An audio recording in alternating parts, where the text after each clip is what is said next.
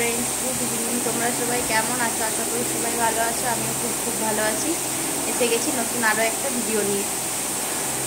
দেখো কি কোনো আজকে সকাল থেকে সেই রকম ভিডিও বানানো হয়নি, আর বানিয়েছিলাম যেগুলো সেগুলো আমার ভুলের কারণে ডিলিট করে ফেলেছি। তার জন্য আর যে সন্ধ্যা থেকে যে ভিডিওগুলো বানিয়েছি সেইগুলোই আজকে দেখাবো কী কী করেছি।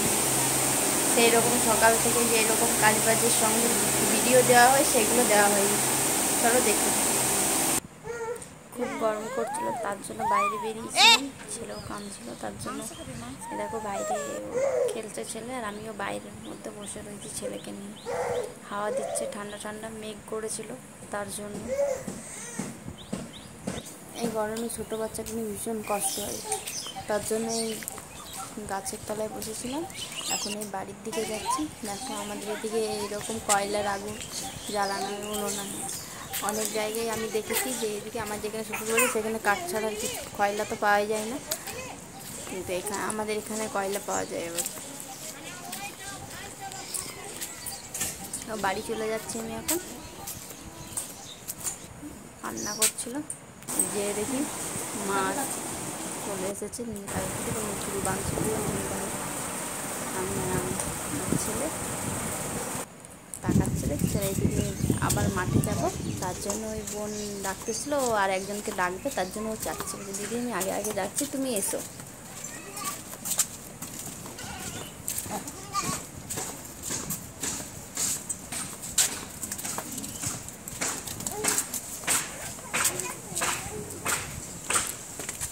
আর এইদিকে দেখো কতগুলো গরু আসছে, আমি দেখিয়ে নিই। আমার পিছনে গরু আসছে।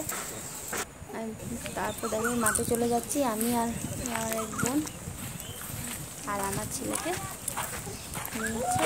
এর একটা ভাই আছে, ও নিয়েছে আমার ছেলেকে, ও মাঠে নিয়ে যাচ্ছে। আমরা মাঠে যাচ্ছি।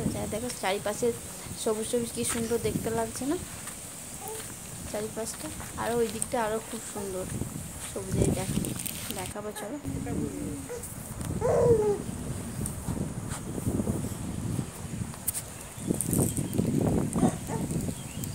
এই দেখো খেজুরের একটা কি নিয়েছে, তারপর খেলা করছিল। তারপর কি হয়েছে জানো গাইস, আমার ছেলে ওর কোলের মধ্যে, যে ভাইটা নিয়েছিল ওর কোলের মধ্যে পটি করে দিয়েছে, তাই আমি এখন ওকে ধরে দাঁড়িয়ে আছি। এখন পটি করছে।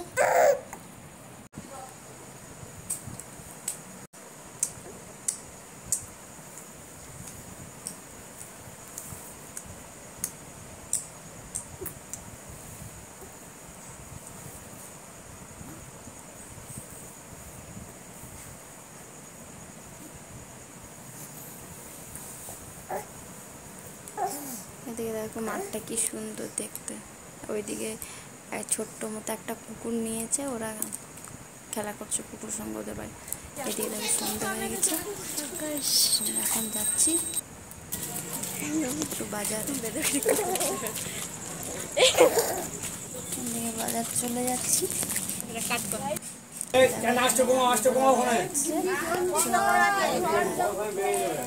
এগুলো দেখেছি অল্প করে, তারপরে চলে গেলে এটা কালীপুর মন্দির।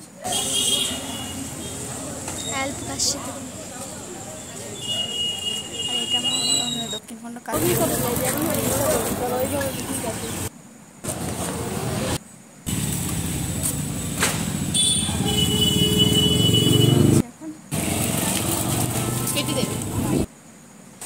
বাড়ি এসে দেখি মা আর একটা কাকিমা আছে, পাশের কাকিমা আছে, বাবা দেখি সিঙ্গাড়া নিয়েছে, তাই সবাইকে দিচ্ছিল। আমি ভাগ করছিলাম। 4টে সিঙ্গাড়া নিয়ে এসেছিলো, তার জন্য সবাই মিলে একটা একটা করে ভাগ করলাম। এখন আমি এই সেলাই করব, তার জন্য মেশিনে বাবিনের সুতোটা এক্সচেঞ্জ করব। সুতো লাগিয়ে নিচ্ছি অন্য।